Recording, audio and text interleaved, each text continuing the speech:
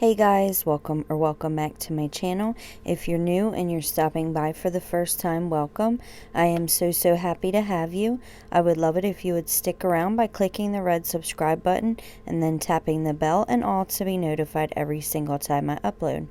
Don't leave without giving me a big thumbs up if you enjoyed this video, and I would love it if you would please share it with your family and friends if you think they're having trouble with gift ideas and if you think that they would enjoy this video. So with all that being said, let's jump right into today's DIYs. Hold up, I am on my way, I'm in motion. Let's go to the ocean. Yeah, let's go outside. We can hang out on the beach without free. Okay, so to start off, I had these two wooden plaques from Walmart, and I really liked them because of the edging around it. It was just different, and you can use scrap wood for this. You can use any wood that you like as long as it's real wood. So I just take my blow dryer to get the labels off. I then just sanded it down. It was already really smooth, but I just went ahead and made sure that it was extremely smooth because for this project you need a really nice smooth surface. I then just took my handy dandy vacuum and just vacuumed it up.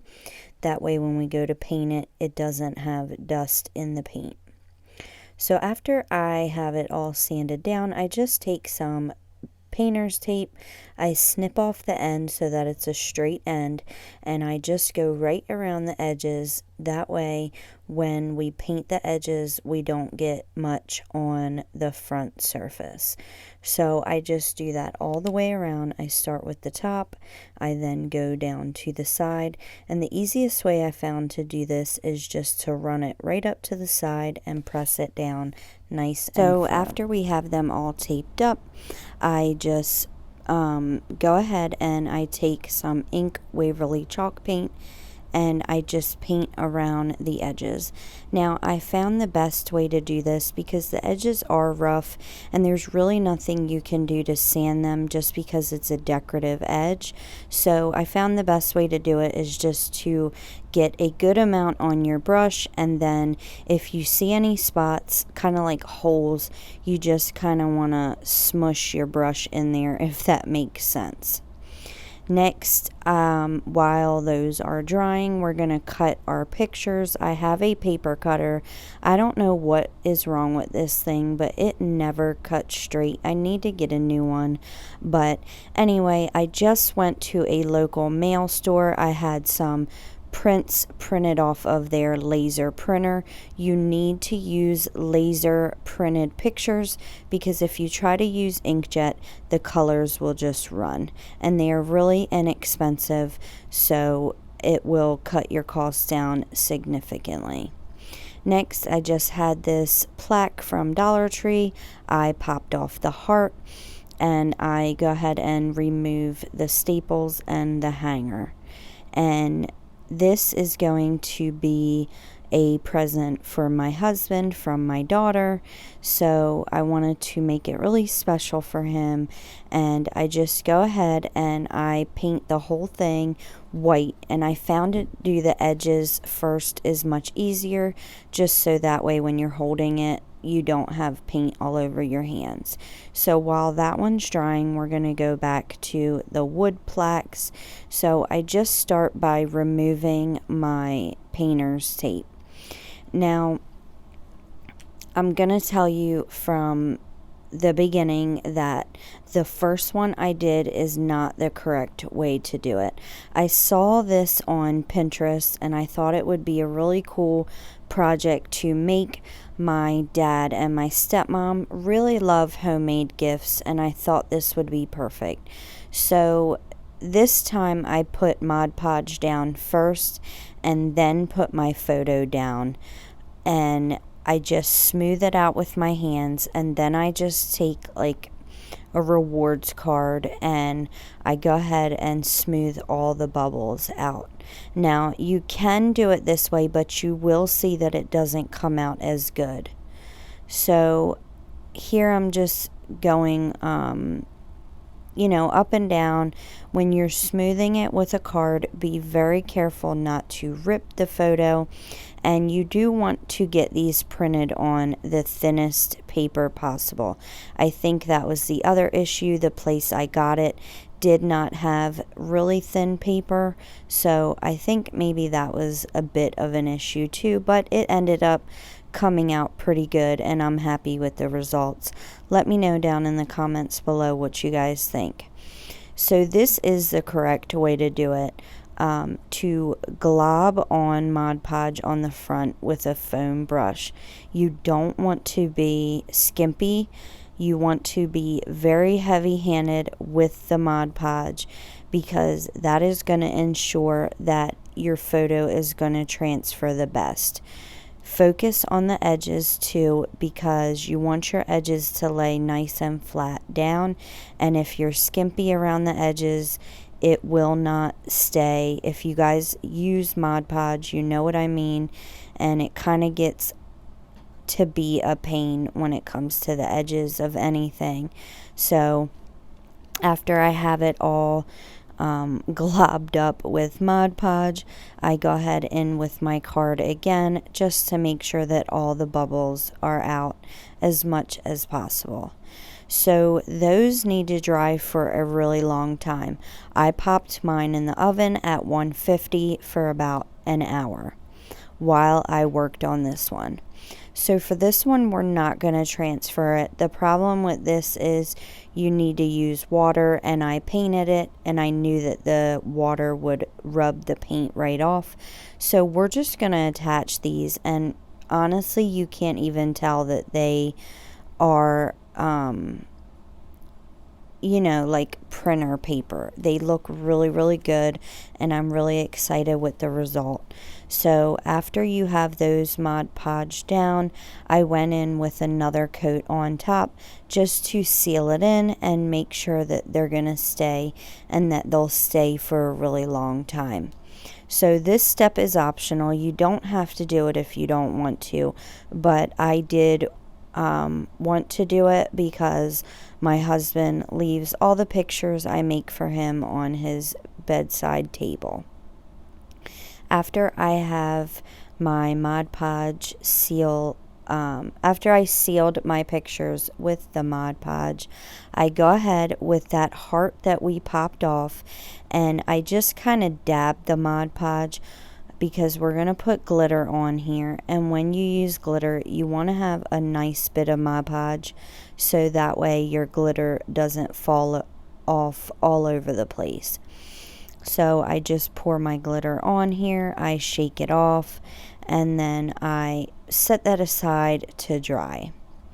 So while our heart is drying, I take my natural bristle brush and some ink chalk paint, a little bit on the edges, and I just go around and dry brush the edges just to give it a finished look. If you guys have been around for a while, you know that I really love this technique. I think it just really makes a picture look old and rustic, and it makes it look professional, like you bought it in a store. I then just go around the edges and dry brush them on. I dry brush the edges as well. So if you've been around for a while, you know I love to trace on lettering onto my projects. So I just printed off Daddy, a daughter's first, and then I traced that onto the top, and then with a stencil I just spelled out the word love. And this is so true, you guys. My daughter is in love with my husband. He is her best friend, so I thought that this saying was perfect. I then just took my black paint pen, and this is a fine point paint pen. These are linked down in the description box below. I definitely recommend them because I use them on everything. So I just outlined the Daddy, a daughter's first, and then I went over love with the with my pink paint pen. So I wanted to put a border around these photos. It was just looking kind of plain. So I just took some jute cord. I ran a bead of hot glue down the bottom. I started at the bottom. I placed my jute down. I then went to the left side. I twisted it just so that way it would be straight. And the easiest way to do a corner when you're doing this is to just hold down the corner while you're putting your jute up the side, and it'll make a really nice corner. If that makes no sense, you can see what I'm doing here. And if you have any questions, please feel free to leave it in the comments down below. After I have both of my pictures all bordered up, they look so cute, I just take a lighter and I just get rid of all those fuzzies that are on the jute. I don't know about you, but they drive me crazy. Let me know in the comments down below if you like them fuzzy or if you burn them as well. So next, we're working on our transferred photos. So you want to get the back nice and wet. And I just wet it and then let it sit for like a minute. And then I take a old washcloth and I just start from the corner and I just rub in a circular motion. And you can see here how easily the paper peels off. It's not hard at all. I've heard that it takes a long time, and for me it really didn't. Maybe 5 to 10 minutes. I'm not going to complain because it was a lot easier than I thought. So once I have the backing all rubbed off, you're going to see here that there still is like a white residue. And I think that's just because the paper was so thick, like I said before. So I just went, let it dry to see where the rest was. And then I just went back again in a circular motion and got rid of the rest. Now the one on the left is the one that we Mod Podged the wood and then laid the picture down. And you can definitely tell the difference. So again, I definitely recommend to Mod Podge straight down onto your picture and then lay it on your wood. Now I don't mind the one on the left because I do enjoy rustic decoration, and I know that my stepmom is going to love it regardless, so I wasn't too worried about it. I would have been much happier if it did come out like the one on the right, but it is what it is. This is handmade gifts, you guys. People will appreciate this so much more because you take the time out to make something for them rather than just take 5 minutes to buy something for them. So once the pictures are all clean of the paper, I go ahead and seal it in with a layer of Mod Podge. So after I have them sealed in, I let them dry. After they're dry, I just go ahead and stencil on the word Poppy at the top and then 2019 at the bottom and go over them with my black paint pen. So the top was looking kind of plain, and I just wanted to add a little bit of flair. So I just did 2 like squiggly lines. I don't know what you want to call it. I know there's a technical name and I just can't think about it right now. But I just did the design on each side, and then I drew a heart on each side. So after I have my hearts drawn on here, and I did just freehand these, by the way. If you're not good at freehanding, just go ahead and print one off and trace it. It's really easy and it shouldn't take you too long. So I then had these tree stickers left over. This is from Dollar Tree, and I just go ahead and paint them green, and I go in the direction that that the branches would go in. I then go ahead and just take some ink in the tiniest bit on the edge of my brush, and I just kind of brush in the same way that I did with the green, just to give it a bit of dimension. After I have my trees all done up, I then just take some different colors and the end of a paintbrush just to make dots to look like lights. And I did do red, yellow, and it's like a turquoise, I believe. You can do whatever color you like. You don't have to do this at all. It's totally up to you. So after I have my trees all done up, I then just go ahead and glue them down.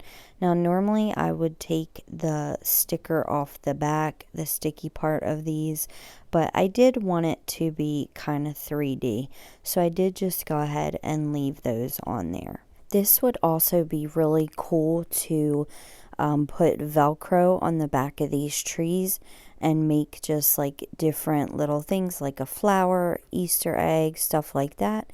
So that way whoever you're gifting it to can pop them off and put those on for each different season or holiday.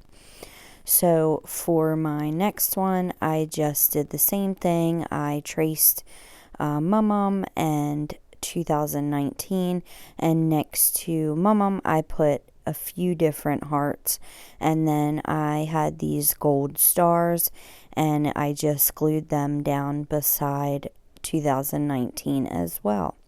So that is it, you guys. I hope that I inspired you to get out there and make something for somebody that will mean much more to them, and it's cheap and people love it. So let me know if you guys make anything that I made. If you're not following me on Instagram, my Instagram name is in the description box below. I hope you guys have a great weekend, and I will catch you in the next one. Don't forget to give me a big thumbs up and subscribe if you haven't already. Talk to you guys soon. Bye.